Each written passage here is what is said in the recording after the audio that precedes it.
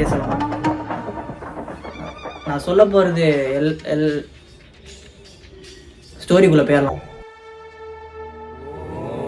300 ஆண்டுகளுக்கு முன்னாடி இப்ப இருக்கிற மதுரை சைடு ஒரு மகா சாம்ராஜ்யம் பறந்து விரிஞ்சு இருந்துச்சு.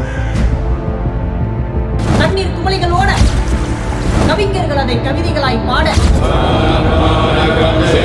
செல்வ செழிப்பான ராஜ்யமா அது இருந்துச்சு. அந்த ராஜ்யத்துல 2 பேரை பத்தி முக்கியமா சொல்லணும். அதுல ஒண்ணு காகை கெட்டான்.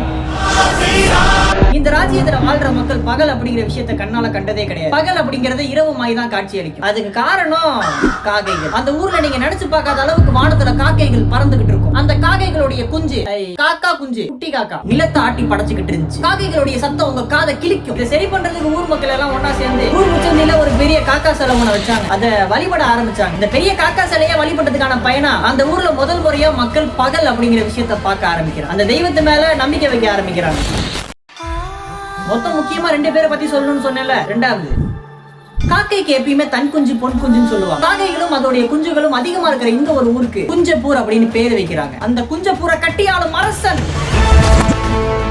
2ஆம் ராஜராஜ காப்பான், ஒரு மகா மன்னன், போர்க்களத்தில் சிறந்து விளங்கிய அரசன். இவ்வளவு பெருமை மிக்க 2ஆம் ராஜராஜ காப்பான் வேட்டைக்கு போறான். வனவிலங்குகளை துன்புறுத்தும் வேட்டை அது கிடையாது, மணப்பெண் தேடும் வேட்டை. ஜாதகம் பார்க்க போன இடத்துல ஜாதகம் பார்க்கிற பாட்டி சொன்ன அந்த ஒரு வார்த்தை, நீ வாச்சா விட்ட பொண்ணோட உன்னைய வாச்சா விட்ட பொண்ணை நீ கரம் முடிச்சு கல்யாணம் பண்ண அப்படின்னா அந்த காகை கிட்டனே கூட இருப்பா.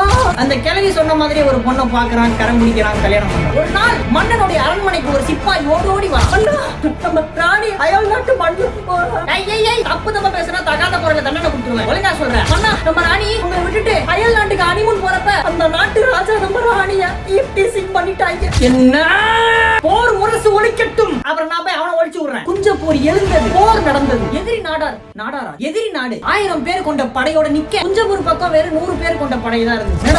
1000 பேர் நிக்கிறீங்க. இருந்தும் 2ஆம் ராஜராஜ காப்பானுடைய முகத்துல பயம் அப்படிங்கிற விஷயம் கொஞ்சம் கூட கிடையாது. அமைச்சரே, எனக்கு ஆய்வரமா இருக்குது, போற நாளைக்கு வச்சுக்கலாமா? இந்த தைரியத்துக்கு எல்லாம் காரணம் எதிரி நாடு கிட்ட யானை படை குதிரை படைன்னு வருவா இருந்தாலும் அவங்க கிட்ட அந்த ஒரு படை கிடையாது. அது ஊர் மக்களுக்கு ஒரு பிரச்சனை அப்படின்னா கண்டிப்பா அது வரும் அப்படிங்கிற நம்பிக்கை. காகை கெட்டான். குஞ்சப்பூருடைய காகை படை எதிரி நாட்டை நோக்கி பாய்ந்தது. வானத்துல பறந்து வந்த காக்கைகள் ஒண்ணும் எதிரி நாட்டு ராஜாவை தவிர எல்லா எதிரி நாட்டு சிப்பாய்களுடைய போர் ஆடைகள்ல ஆய் போக அந்த அசிங்கப்படுத்தின போர் ஆடைகளை கழுவுறதுக்கு ஆத்தங்கரை போனாங்க அயல் நாட்டுக்காரங்க. எல்லா சிப்பாயும் போயிட்டாங்க. ராஜா தொக்கா உள்ள மாட்டிக்கினா தனியா மாட்டின அரசனுடைய தலையை வெட்டி அன்று வெற்றி வாகை சூடுகிறான் 2ஆம் ராஜராஜ காப்பான். இதெல்லாம் எதுக்கு சொன்னேன் அப்படின்னா அந்த ராஜாவுடைய மறுபிறவி தான் நானே 2ஆம் ராஜராஜ காப்பான்.